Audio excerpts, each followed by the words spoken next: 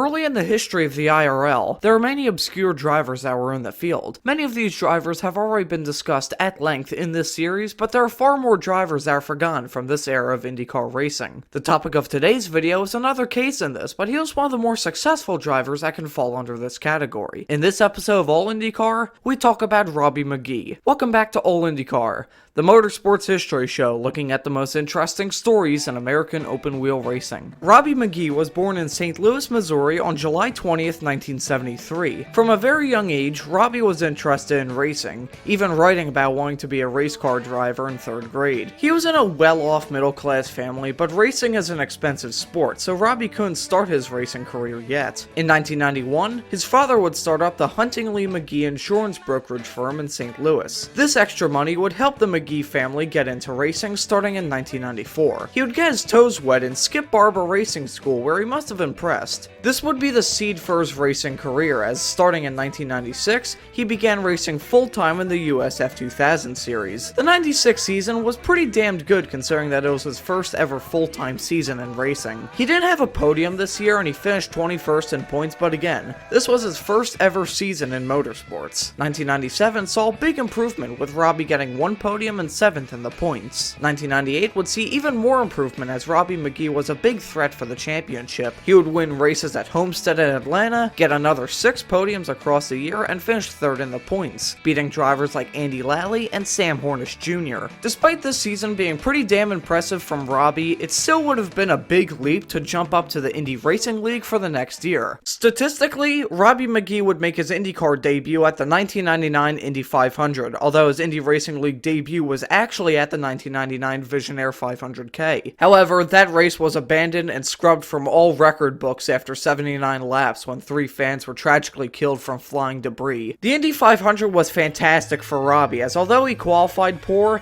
he would make it all the way up to 5th by the finish on his way to the 1999 Indy 500 Rookie of the Year. He would get another 3 top 10s this year, but would fail to match the brilliance of the Indy 500. Entering 2000, he left Conti Racing and joined Treadway Racing for a full-time campaign. This year would end up being his best season in IndyCar. However, much like most drivers I've talked about in this series, Robby McGehee ran into inconsistency issues throughout the year. For pretty much every good finish that he had this year, he would follow that up with a disappointing finish or a DNF. The season would still be his best as he got his best ever IndyCar finish, that being 2nd at Texas. He had other good finishes throughout the season on his way to 12th in the points. Unfortunately for Robby, this was the only full-time shot at an IndyCar season he would ever get in his career. He joined Cahill Racing in 2001 and would miss 2 races that season. The first half of the year was pretty terrible for Robby as he had a best finish of 8th. The second half of the year, however, was drastically different, with McGehee getting his only top 5 of the year. For 2002, he ran with Cahill Racing for the first 5 races of the year, where he scored a best finish of 13th and DNQ'd at Indy. Then he ran another 5 races with 3 teams, and these weren't great either. He would finish 17th, 9th, 13th, 12th, and 13th in these starts. After this year, he would only make 2 more starts in the Indy Racing League, both coming at Indianapolis and both ending fairly poorly. After these 2 starts, his career was over, with him never stepping into a race car again. Since this year, he's returned to a normal middle-class life, running his dad's company and living with his wife and kids somewhere near St. Louis. Robby McGehee's career is one that's hard to define. He had a grand total of full 4-time seasons in motorsports throughout his entire career,